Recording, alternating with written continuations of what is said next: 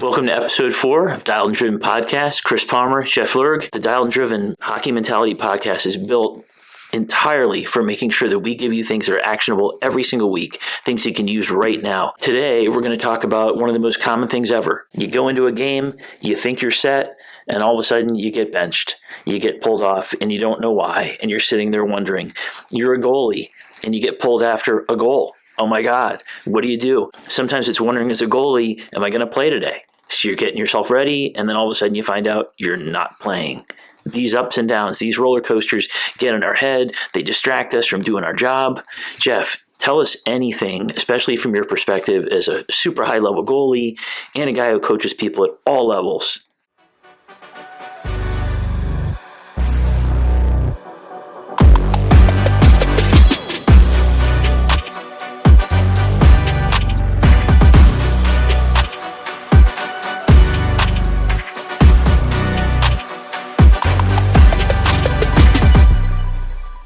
Playing time uncertainty is at the core of goaltending, and you don't know that when you're first signing up for the position. As you're young, you may start out as the only goalie on the team. Generally, you're kind of just loving the game. You're playing when the coach tells you to play. As you get older, there becomes 2 goalies on the team, so of course, only one can be playing. So sometimes coaches, as you're young, will split the games evenly, whether that's rotating halfway through a certain game. Other times, it's your turn to sit on the bench for the whole game while the other goalie plays.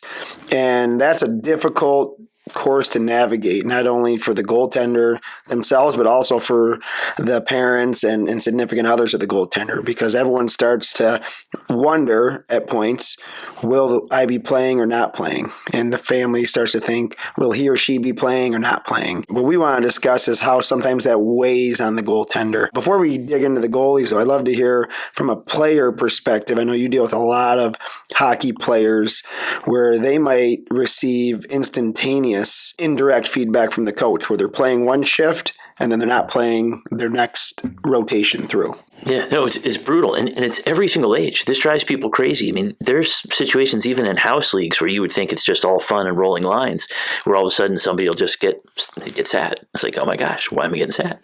This happens all the time, and what happens is the kid, and I mean like 26-year-old, 27-year-old kids, I say, every single level, you wonder why this is happening. And there's no feedback. There's no time for feedback. The coach is out there doing a job. And we talked before, this is a business. You got to win games. This is serious hockey. And because it's serious hockey, he's the air traffic controller. She's the air traffic controller. Whoever the coach is, this person's trying to make sure that these lines are going, and they're constantly trying to react. And they're giving their best judgments to try to make this work. But it freaks people out because they start thinking the worst. And it goes back to this thing, this spin of words that people tell me all the time. I suck, I'm awful, I'm terrible, I'm a piece of crap, letting my coach down, letting my team down, letting my parents down. All this spin happens, and it's the natural byproduct of not knowing what's going on. But the situation does not allow for hardly any communication between the coach and the athlete. Right, and it becomes frustrating to the player, the athlete, really of other sports as well outside of hockey, where it's a team sport. You could be playing 1 minute, out the next, and you're sitting there wondering. And the first thing you do as an athlete is you start to go back on, okay, what just occurred? Was it something I did recently? Was it my last shift or my last time in? Was it the last game I played? What did I do wrong? How come I'm not playing as much as I previously did? So you start to get this mental anguish when things aren't discussed. And that's part of the role as a coach, is to be a good communicator. But I'm telling you, spending my life in hockey, that's more times than not is you're dealt with the hand of unexplained circumstances. And it becomes a skill, it becomes a trait of those that are successful, that they've figured out how to navigate those unexplained circumstances. We're going to get to what parents, kids, athletes at every age, guys at every level, what they can actually do to actually get past this, to get past that spin. But first thing is just to look at reality. This spin is normal. You've seen it at every single level. Everybody I've ever worked with has had this spin go in their head, this doubt, fear, worry, and it just distracts you from doing your job. And in the end, that's what we're trying to preach here. Doing your job is the only thing you can do. Being in control of your actions is all you can do. And this is at every level. I'd love you to tell me, though, everybody's aware with goalies getting pulled at around 4. You get 4 goals, and first goal may be a handle it. Second goal starts to bug you. 3, you're going, man, 4, I'm going to be out. And then the skate of shame off to the bench. Everybody knows about that. But there's situations that aren't that predictable. You know of a situation where it's less than that. Can you tell us about that? Yeah, personally, just having been through the ranks, even more when you get to the junior college pro, it's more cutthroat. It's super results oriented, and many times it becomes the coach's gut feeling. You know, there was a time, professional level, I was pulled after a goal 3 minutes into the game. The coach just didn't think I looked as sharp as he thought I normally do, and he had a gut intuition that it was time to make a change, to spark the team and to get a new goalie. And then the second that happens, you're sitting on the bench like, what is going on? I just spent the whole day preparing. You know, I went through this whole routine mentally, physically, emotionally, getting myself ramped up, and there's this unexplained circumstance where you're sitting there. And then it becomes difficult at times because selfishly you're starting to, you're not always rooting against the team, but it starts to have that feeling of like, well, how come I'm getting punished in a sense if the team didn't look as sharp and maybe I didn't have a good first few minutes. I didn't have that allotted time to get myself back on track to play the 60-minute game. Yeah, no, it's brutal. And honestly, it brings people down. It's almost like this hockey self-esteem thing that gets kicked over and over again. And one of the things that I think is such a great principle in sports psychology and really all psychology is this idea of puking out how you feel, getting out how you feel. When you're on the bench, you can't tell anybody. I mean, when you get pulled at one goal against, it's like, geez, what's going on? You can't really talk to anybody about it. But what you can do is reassure yourself of the fact that this is a system, and it's a system based on trying to win, trying to be a successful business. And because of that, the air traffic controller, your coach, that person's the one calling the shots. So one, I think it's just knowing this is part of this business. This is part of the system. But there's other things you can do.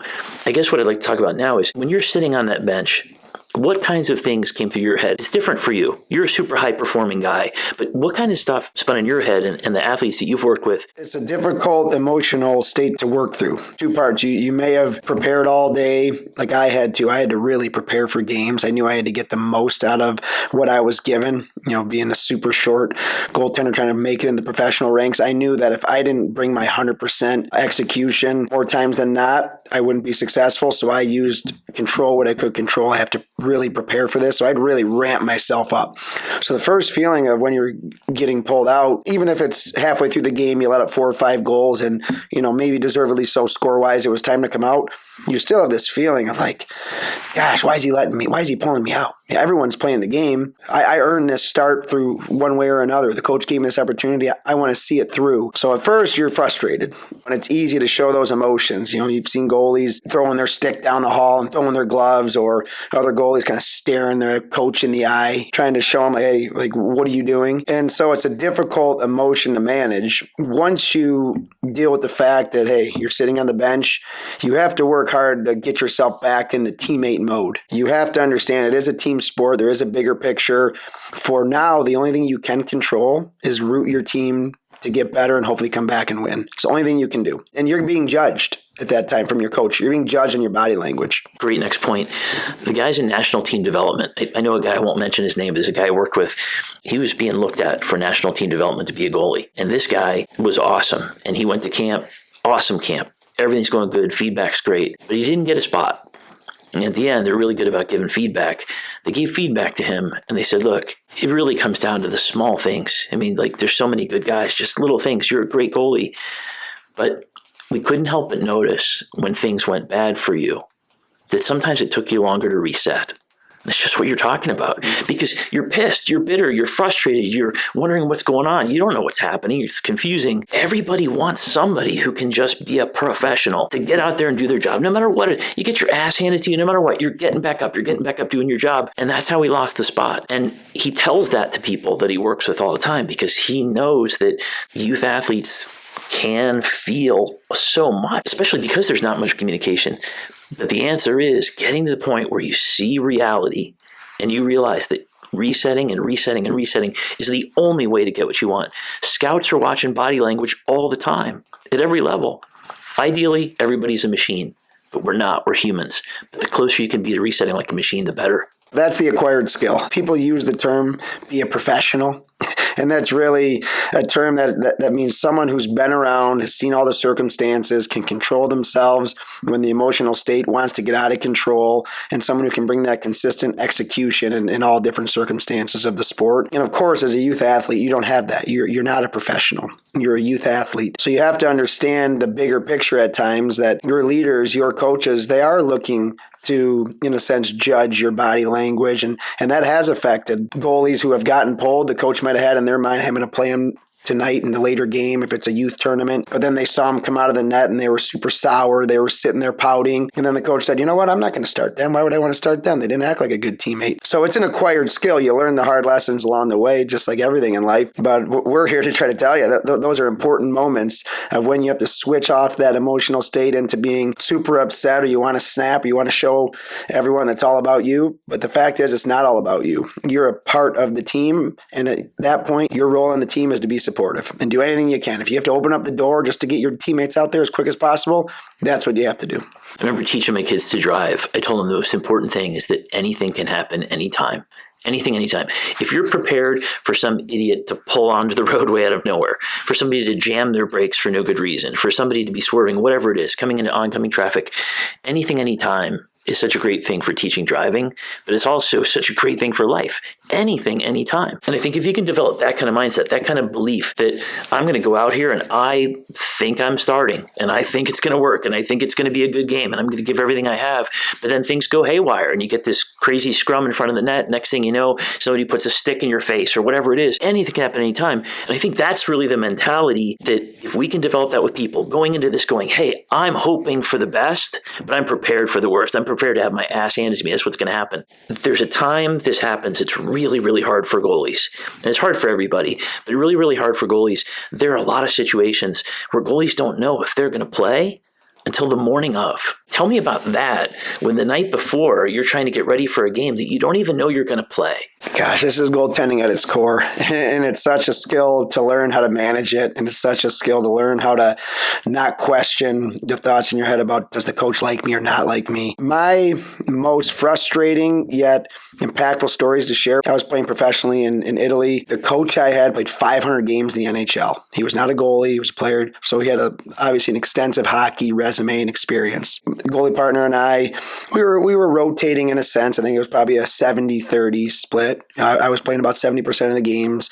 And I think our team was on a 2-game losing streak. And so to your point, most of the time, this coach let us know the night before. So the night before we had practice, we practiced in the evenings over there, and he didn't say anything. So after the practice, we just both went up to him in a professional manner. Hey, coach, you know who's playing tomorrow? He goes, I'll let you know tomorrow morning at pregame skate. We had an away game that evening, which was actually 6 hours away. So we drove there and back same day. So we have an early pregame skate around like 8 or 8:30 in the morning to get us going before we spent the whole day on the bus. So again, we get the pregame skate, and we're thinking, okay, before skate, he's going to notify us who's playing. The whole skate goes by. We both go through what we would normally do on a game day routine. We both go and see him together because we were cordial. We were good goalie partners. And we say, Coach, you know who's playing today? He goes, I'll let you know later today before we leave on the bus trip. And we're like, what is going on? Like, if we're on a 2-game skid and we want to get ourselves back on track, at least give one of us the chance to really do everything we would normally do. So again, we go through our thing. We go do our pregame meals at home. We come back just after noon because, again, it's a long day. In Europe, we played late games. They're like 8:30 p.m. starts. So we, again, get to the bus at the rink. And finally, he gets us both, as we're both packing our gear, because we still don't know. We're both packing our gear to make this trip. Finally notifies me, hey, you're playing tonight. And now, again, it's a 6-hour trip. So now I'm starting to, again, like, what is going on? Does this guy not like me? What did I do? So I'm thinking about all those things, or potentially I am thinking about some of those things, but I'm also trying to balance the preparation aspect. And the only thing I can think of is like, I better win tonight. Like, I better win. And of course, if you just want to, you wake up and think, I better win, that's not always going to lead to a win. So you balancing act of then ramping back up for the game. Fortunately, we won the game. And I remember I went up to the coach after and I thanked him for starting me. I said, hey, thanks for putting your trust in me tonight. I want to get us going back in the right direction. And it was this whole process, but really unnecessary. That whole what's in your head thing, it's such a distraction to your job. When you think about it, having that happen in a way is a good thing. And it's easy for me to say, right? I was this runner who, ran 75 to 90 miles a week. I never sat in the net like you, but I see it and I hear from people. But one of the things that's really, really hard, I think, is during a game, especially if you've got a goalie who's been hot for a long time. If you're the backup goalie, you're the second goalie, you're thinking you're not going to play.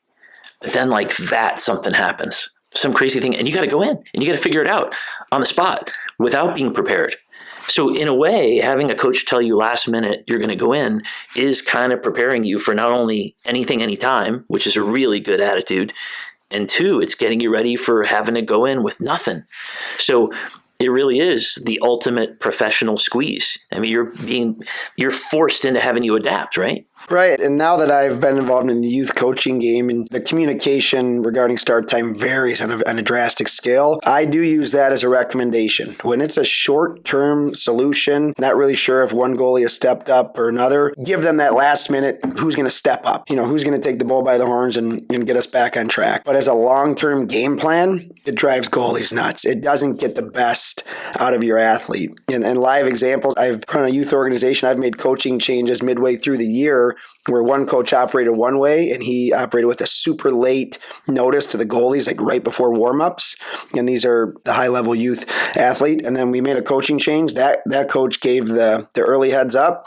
Well, the goalie who was previously not having a great season, all of a sudden he started to get what would be considered a normal amount of heads up. And then he took off. His game elevated, and he's been, he was a red-hot goaltender to finish after that change. So it really does and can impact the goaltender. But again, that's a skill that must be developed. You have to be ready for anything at any time. My solution was to have a similar pregame prep, regardless if I knew or not knew. And then if I did know in advance, there was an elevated approach, how I would prepare. It's a great idea of just really having your process. Everybody's got a process. Sports psychology talks about process. I call it doing your job. And if you do, treat it all the same. Treat national championships the same, state championships, treat a Thursday night game, treat them all the same. You just get in this habit. I always perform this way. I always prepare this way. But there's this big advantage for coaches. And I hope if there's any coaches listening, one, I hope you hear us saying, we understand. You're the air traffic controller. You've got to decide how you're going to do this thing. You're trying to win games. I know the more prepared somebody is, the better they are. You know that. So just as an appeal to coaches whenever it's possible, I have a high-level goalie who can handle anything. And this high-level goalie, I won't mention his name because he does something that I don't know if he wants everybody to know because it's one of his secrets to doing well. But he does amazing, amazing visualization with me. Like almost every week before games, he'll do almost an hour visualizing every single aspect of the game the night before. He knows he's playing the next day. He's just doing everything he can to be dialed. He's already processing. He can see it. He can smell the ice. He can smell the locker room. He can see people up in the stands. And in doing that, he's so much more prepared than if he kind of doesn't know what's going on or am I going to play? Because no matter what, we're human beings and we're distracted by doubt, fear, worry, concern. But coaches, if it's possible, if you tell these guys the night before, it gives them a chance to get more dialed. It's a huge thing. The benefit of knowing or not knowing, again, you establish what you should do as a requirement to prepare for a game. There is an elevated approach as compared to practice. But the benefit to knowing when you're going to get the start is that you can go through that full process. Because if you consistently went through the full process of visualization, like what you just described, it's a mentally taxing season. And it can wear on you to do it over and over and over. And then at the professional level, then that becomes the new skill to develop. How do you ramp yourself up for game after game, but not run yourself into the ground mentally, all the emotional state that needs to be established? I really want to change gears a little bit. It sounds like we're just talking about goalies, but really talking about everybody. Let's put all this together for a second and talk about how it feels to be a player and to be sat. How it feels to be a player and never get a shot at power play. How it feels to think you should be doing this and you're not, seeing somebody else doing not as well as you and you know you're doing better and for some reason they're not getting that. And whether it's guys in D1 who aren't getting played that I've worked with, or if it's guys who are in tier 1 who they can see the differences, or juniors, you can see the differences, it's frustrating. And there's this word that comes up over and over again. Unfair, unfair, unfair, unfair. Does the coach not like me? Does the coach like this other person? I'm going to open this other can of worms. Is this somebody's buddy? Is this somebody getting money on the side? Whatever it is. And whatever the things are, we know these things exist in all of life. In all of life, there's bad choices, good choices. But in the end, this is the stage we are on.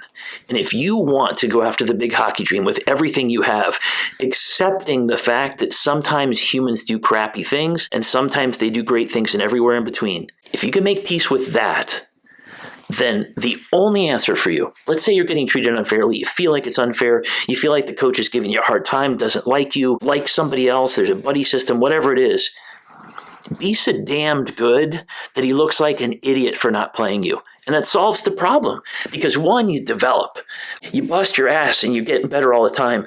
You contribute like crazy no matter what line you're playing on, no matter whether you're first, second, third, whatever it is. You busting your ass and giving every single thing you have to be the most amazing you could be in dial the entire game, that works no matter what there is. And if there's favoritism, there's favoritism. But in the end, if you're so damned good, people can't ignore you. It's impossible. At the NHL level, they don't care who you played for. They don't care whether you had this or that. Who can do the damn job? Who's consistent? Who can I trust? And the higher you go, that's the answer. So to me, I think that it's so hard. It's so hard for people. But the big answer is, if you want to be part of this profession, understand that there's human error and human bad choices and good choices. And you can be consumed by that, or you can make peace with the fact that stuff's going to happen. And the thing you can control is being the biggest badass you can be on the ice. It's the old phrase, control what you can control. And for me, as a goaltender trying to get starts, I've developed this phrase in my mind prior to each game to kind of amp myself up. I would say it doesn't matter who I play, where I play, when I play, or what I'm playing for, I'm going to bring it. And that was if I knew I was playing or not playing. But I just had to have this mentality. To your point, it's results oriented. I got to find a way to get the result. Whether there's an equipment issue, I'm playing, I'm not playing, the other goalie partner played and I had to go in because he got pulled or injured. You have to build that mentality, and it is results oriented.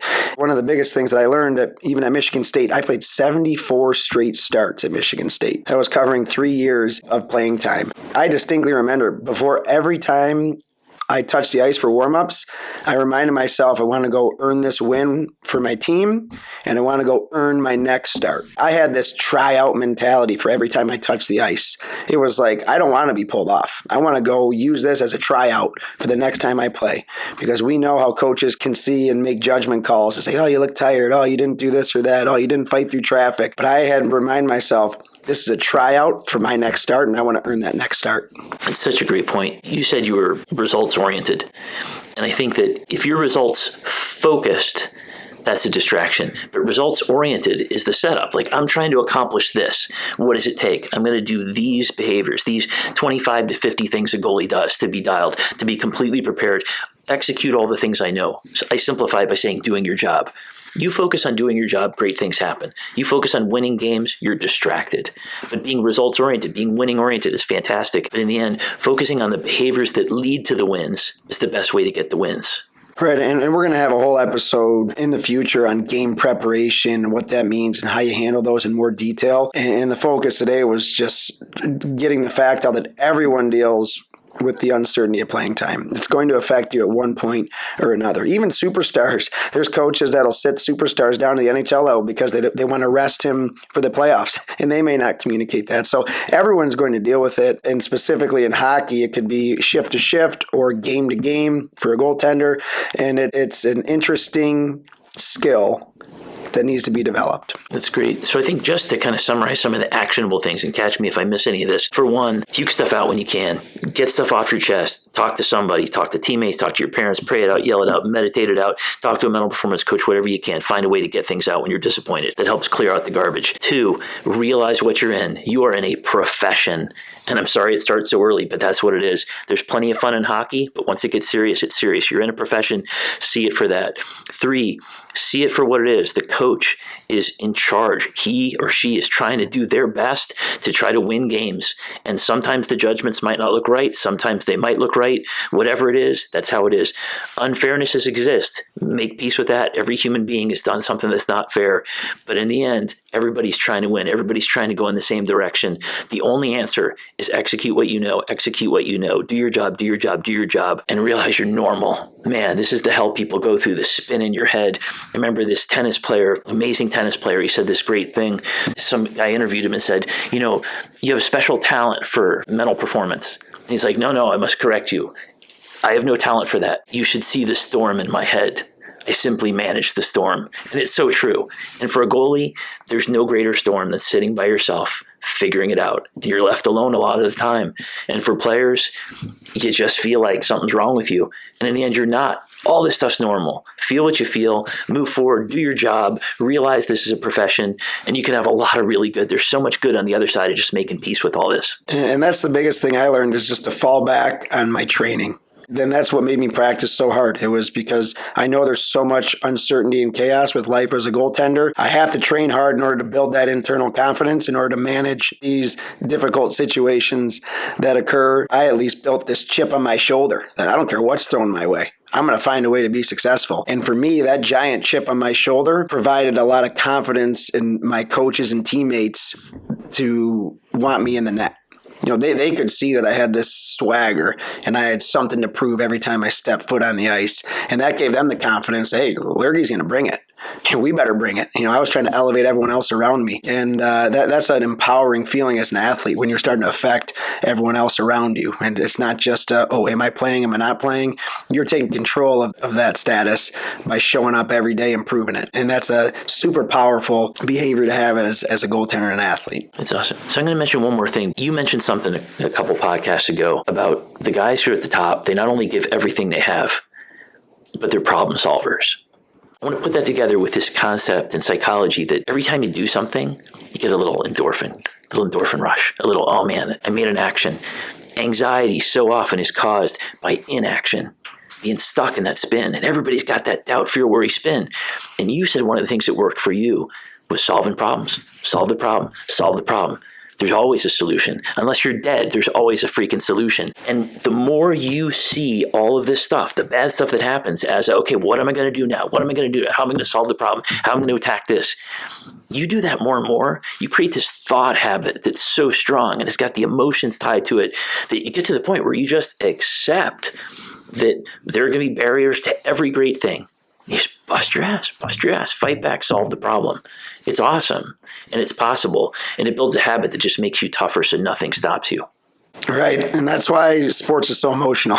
There's so many things you can deal with, and that feeling of playing sports is such an emotional sport, so rewarding when success goes your way. These are the type of stories and tidbits we want to continue to share, and next week discuss something that's very relevant in all of sports. It's comparing yourself to others. Again, thanks for listening to our episode today. Remember, stay dialed and driven on accomplishing your goals, as that's the only way to find success.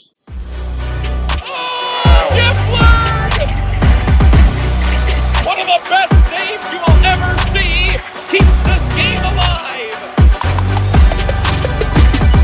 Chris Palmer again, the Hockey Mentality Podcast, Dialed and Driven.